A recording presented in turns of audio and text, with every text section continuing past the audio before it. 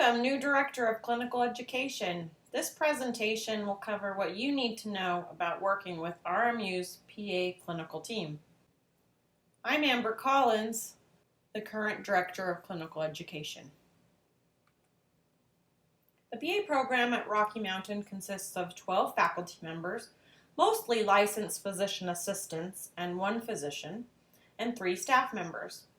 I am certainly biased, but I believe the PA program is the best organized and run program in the entire university.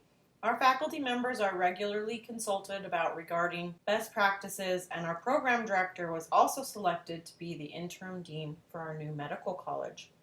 My favorite things about our program culture is the warmth and collaboration between the faculty and staff, the growth mindset and innovative focus, and I feel like everyone comes to work ready to perform, to improve, and to try new things. You're going to love it here. The PA program is a 27-month program. The first year is didactic, where students spend time studying in the classroom. The second year is where the students begin their clinical education by participating in clinical rotations or supervised clinical practice experiences, or what we call SCIPEs for short. The Director of Clinical Education is responsible for the entire second year of the program, overseeing clinical placements of 50 students in 8 clinical settings for a total of 400 clinical rotations. The director is also responsible for the curriculum delivery, evaluations, tracking, and assessment of student learning outcomes. It is an important role that determines a student's eligibility for graduation. The clinical team is made up of Jennifer Orchard, the clinical coordinator, whose primary responsibility is to manage the scheduling of clinical rotations. Maren Mather, the clinical recruitment and retention coordinator, who is amazing at outreach and relationship management, and Summer Shepard, the clinical education coordinator, who is an advanced administrative assistant and manages paperwork details. They are an amazing and competent team and a joy to work with, and you won't be able to do your job without them. Clinical education is an exciting and challenging adventure. There are many unique challenges to working in this role. Most significant is the competition for clinical sites within Utah and across the nation. You should be aware that there will be a new and very large medical school and 2 new PA programs starting in Utah within the next 3 to 4 years. This will dramatically increase competition. Managing student concerns, complying with paperwork and administrative logistics, and keeping up with complex accreditation requirements are also unique challenges. Still, there are many strengths and opportunities in clinical education too. I think the clinical team is the best asset you will have in this role. They are innovative, clever, creative, and passionate about helping students. The program and the team also have a history of excellence and performance against all odds, COVID, for example, and our prepared and competent students make our jobs easier. I am grateful for our supportive leaders and colleagues and our ever-growing relationships with providers in the community. Interestingly enough, most of the team has been figuring out this whole clinical education thing together. After I started as the Director of Clinical Education 2.5 years ago, I had to immediately hire a new clinical coordinator, and then we were able to transition Summer, who was an office administrative assistant, into the clinical education coordinator role, where now she is devoted full-time to clinical education. None of us knew anything about clinical education, and none of us were licensed physician assistants. I think that created a steep learning curve, but also has led to some of the innovations we have tried that have led to our success. After all, we weren't limited to how we have seen things done or how we perceive clinical education was supposed to be managed, because we just didn't know. In the past few months, we were lucky to add our newest team member, the clinical recruitment and retention coordinator. What we have accomplished as novices has been remarkable, and I attribute it to having the right people with the right skills, attitudes, and passions.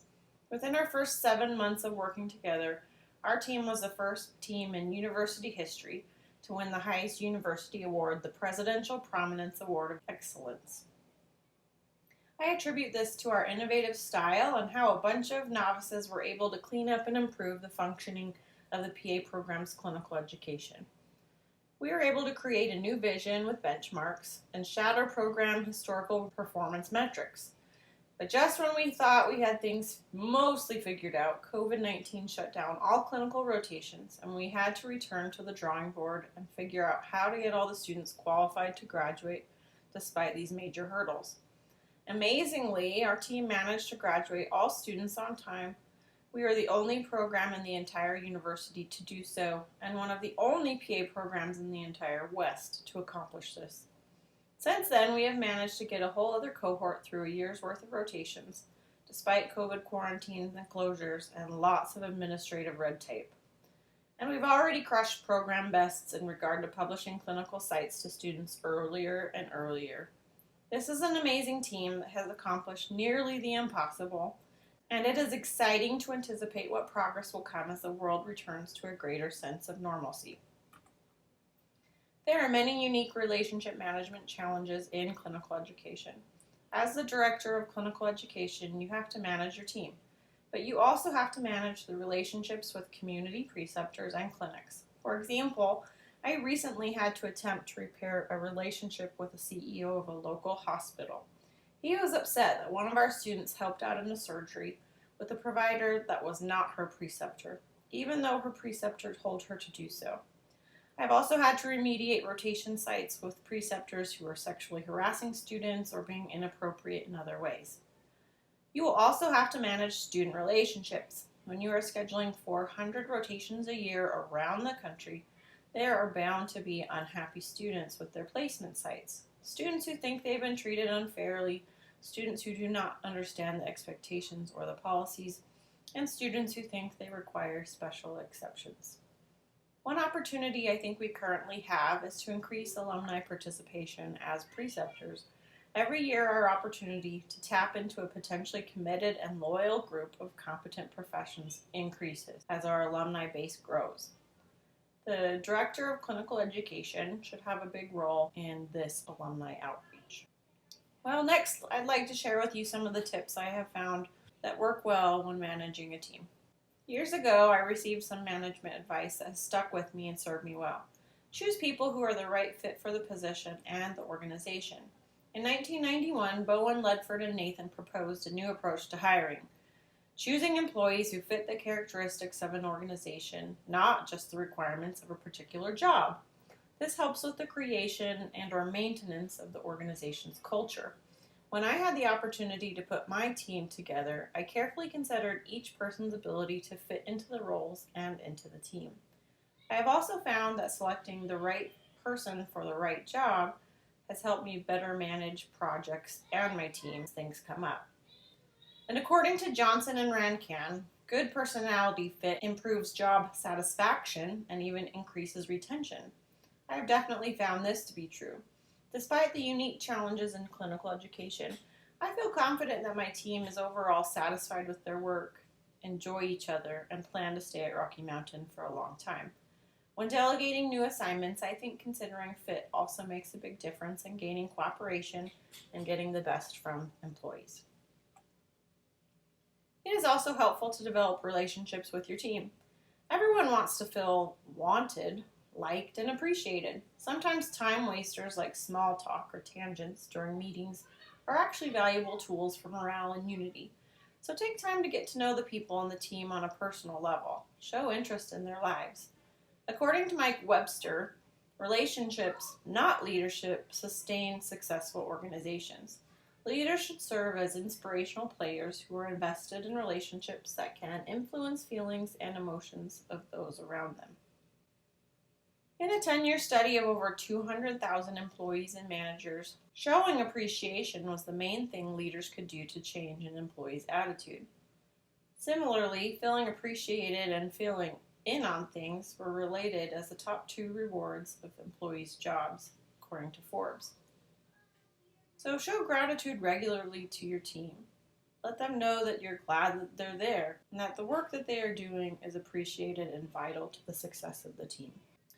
And along those same lines, allow employees to participate in decisions and offer their input. You don't have to include everyone in every decision or always go with what ideas are suggested to you. But by allowing employees to be heard and their ideas valued, employees feel more invested in the goals of the organization. Researchers Body and Qureshi found a positive relationship among job satisfaction, employee productivity, and employee commitment. In the book Management Models for Corporate Social Responsibility, Richard Knowles says that sharing information openly builds trust in a professional setting and is part of the invisible glue that holds the corporation together. Recently, I asked the team to help with a hiring committee decision. In the end, the team was not unanimous about who the final hire should be. I ended up choosing someone that wasn't everyone's first choice. I was worried the team would be angry or feel like their opinions were not valued, but I was sure to explain the rationale behind the decision. I was pleasantly surprised at how well received my decision was with the team. I think that talking it through with them helped them to accept the decision and didn't leave room for resentment that sometimes comes from wondering why feedback was simply ignored. So try to be transparent about your decisions with the team. In the leadership book, Leaders Eat Last, Why Some Teams Pull Together and Others Don't, by Simon Sinek, it outlines how in the Marine Corps, Marine leaders eat last because they understand that the true price of leadership is the willingness to place the needs of others above your own. Great leaders understand that they are privileged to lead, and the true cost of leadership privilege comes at the cost of self-interest. I love that concept. Similarly, I have learned that when the leader jumps in to help with tasks and projects, especially the menial ones, it improves team morale. I like the idea that leaders should never ask employees to do something they wouldn't be willing to do themselves. I think this reinforces trust and shows that the leader doesn't see him or herself as above the members of the team. This team is very talented and reliable. I think it works best as a leader to offer guidance, support, and direction, but ultimately leave the team to make autonomous decisions about how they approach their own work. An article in the Business Process Management Journal says that economic benefits of open innovation only happen if employees were provided time, freedom, and independence, and that individuals produce more creative work when they perceive that they have choices about how to accomplish tasks they are given. Entrepreneurial cultures also motivate employees to be more engaged and to develop ideas. Will Yakovich also says that leaders should inspire but not nag, and that incessant requests and suggestions, or rather nagging as I'll call it, works against you. The most effective leadership behavior and driving change, rather, is to inspire your employees. I think it is also helpful to regularly check in with your team. Ask how things are going, ask what could be improved, determine what barriers are preventing their ability to perform. I think it also gives employees the opportunity to bring up stuff more easily.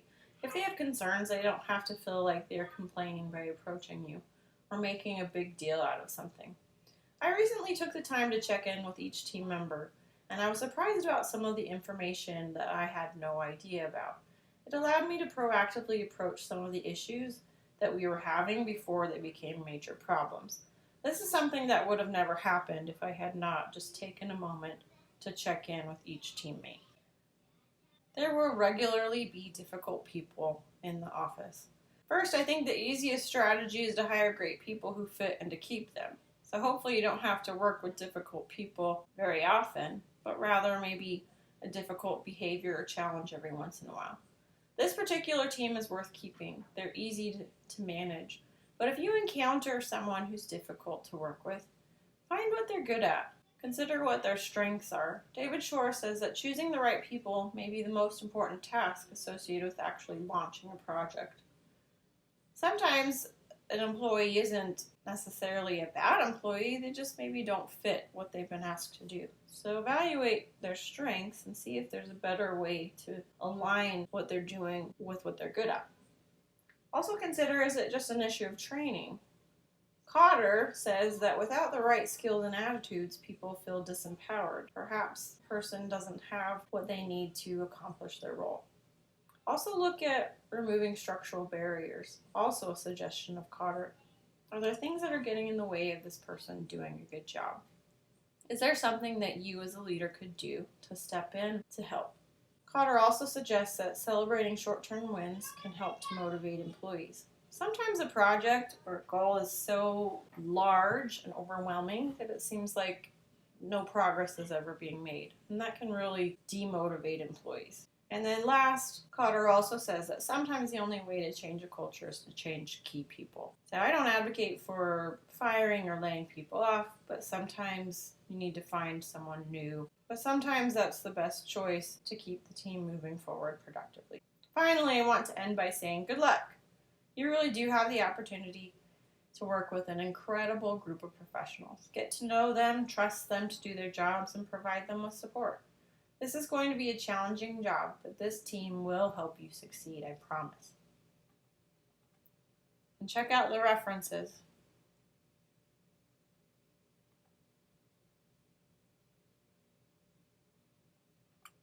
Thank you for your time, and let me know if there's anything I can do to answer any of your questions.